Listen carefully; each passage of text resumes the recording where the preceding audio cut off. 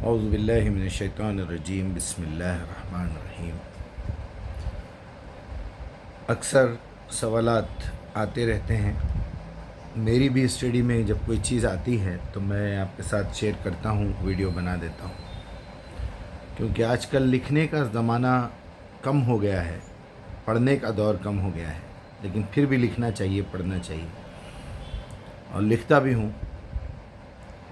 آج صبح سے میرے ذہن میں کل والے کچھ سوالات جب بات ہوتی ہے لوگوں میں وہ ابھرتے رہتے ہیں کہ آخر انسان اور انسان میں اتنا فرق کیوں ہے؟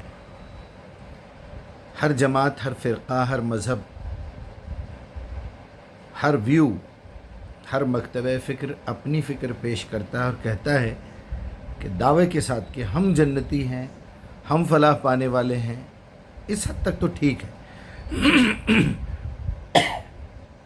سوری، یہ باتیں میں کئی بار کر چکا ہوں، لیکن اس کے ساتھ تکلیف اس وقت ہوتی ہے جب وہ یہ کہتے ہیں کہ صرف ہم جنت میں جائیں گے، باقی سب جہنمی ہیں۔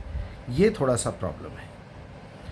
ایک مدرسے میں، ایک کلاس میں، ایک اسکول میں، ایک انسٹیٹیوشن میں، ایک کالج میں، کسی کلاس میں ایک بچہ یہ کہہ سکتا ہے کہ میں فرسٹ کلاس پاس ہونے والا ہوں، میں پاس ہونے والا ہوں، مجھے اچھے نمبر آنے والے ہیں، لیکن دوسروں کے بارے میں اس کو یہ فیصلہ کرنے کا حق نہیں ہے کہ کون جنت میں جائے گا، کون جہنم میں جائے گا، کس کا کیا ایمان ہے۔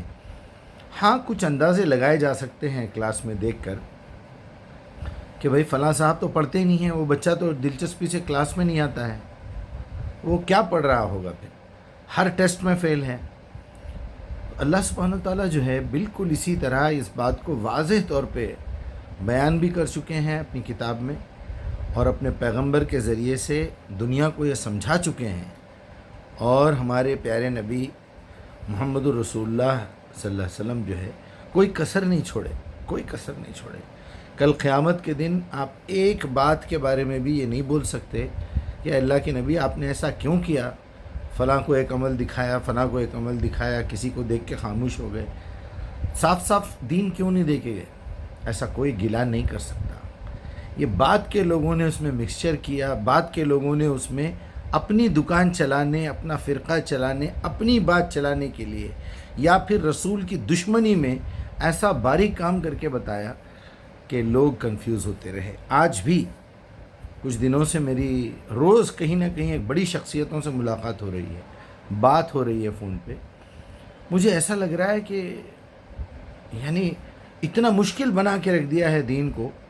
کل ایک جگہ لنچ پہ میری ایک صاحب بڑی شخصیت سے ملاقات ہوئی، مجھے بڑا جو ہے اچنبھا لگا، ایک بڑی حیرت ناک بات سامنے آئی کہ انہوں نے قرآن کی خطاطی پہ اور اس پہ اتنا کام کیا، اتنی محنت کی۔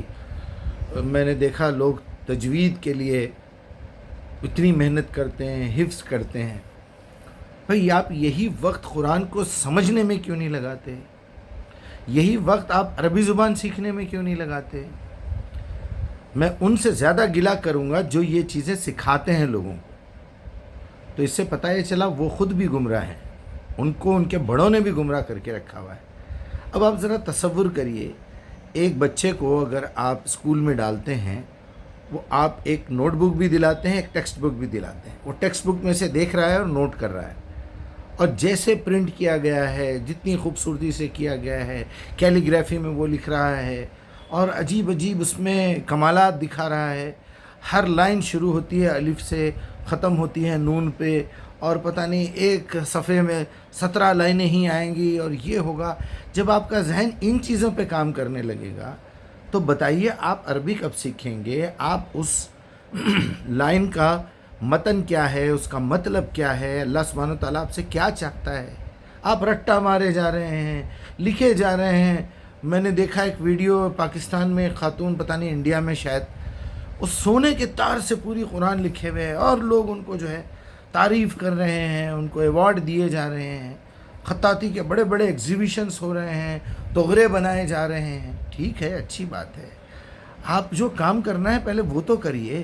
اگر یہ لکھتے لکھتے آپ مر گئے اور آپ کا عقیدہ ٹھیک نہیں رہا، آپ کا کوئی عمل ٹھیک نہیں رہا، کسی معاملے میں آپ ڈاؤٹ فل رہیں، ہو سکتا 50 موقع ایسے آ گئے جہاں آپ کے رشتہ داروں میں کوئی مریض تھا، کسی کو آپ کی ضرورت تھی، وہ پیسہ آپ جو اس میں لگا رہے ہیں وہ کسی کی بھلائی کے لیے لگا سکتے. دنیا بھر کے کام پڑے ہیں. آپ قرآن پڑھیں گے تو سمجھ میں آئے گا، سمجھیں گے تو سمجھ میں آئے گا. آج کا میرا بس اتنا ہی کہنا ہے کہ اپنے وقت کو ضائع مت کیجیے. آپ پریورٹیز کا خیال رکھیے کہ سب سے پہلے آپ کو کیا کرنا ہے، کیا سوچنا ہے، کیا بولنا ہے، کیا دیکھنا ہے، کیا سننا ہے، کیا کھانا ہے. پریورٹیز کا خیال رکھیے. اوپر کا نیچے، نیچے کا اوپر، یہ بہت بری بات ہے، بہت بری بات ہے. آپ کپڑوں میں اندر کے کپڑے باہر، باہر کے کپڑے اندر پہنیں گے، پاگل کہیں گے لوگ آپ کو.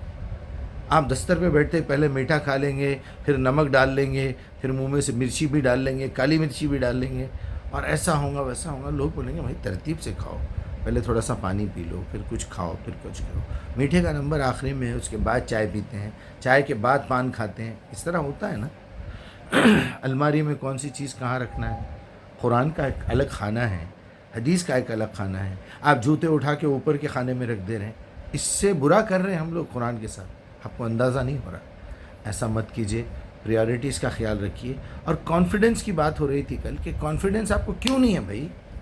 کوئی نہیں جانتا جنت. ایک طرف یہ بولتے کوئی نہیں جائے گا، کسی کو پتہ نہیں ہے جنت میں کوئی جائے گا، کون نہیں جائے گا. آپ کو اپنے بارے میں تو پتہ ہے نا. ایک ٹیچر بتا سکتی ہے کہ یہ بچہ پاس ہوگا اس کی محنت دیکھ کے. معمولی انڈین آئیڈل ہوتا ہے سنگنگ کا پروگرام، لٹل چیمپس ہوتا ہے. بچے کی پریکٹس، بچے کا ریاض، بچے کی آواز، اس کی فنکاری دیکھ کے بتایا جا سکتا ہے تو فرسٹ لانے والا ہے. اس حد تک تو ٹھیک ہے، لیکن دوسرے فیل ہونے والے ہیں، یہ ذرا ٹھیک نہیں ہے. اس پہ دھیان دیجیے. اپنے اپنے فرقے کو آگے بتانا اور دوسروں کو پیچھے بتانا یہ مت کیجیے. اللہ مدد کرے ہماری. بھائی السلام علیکم.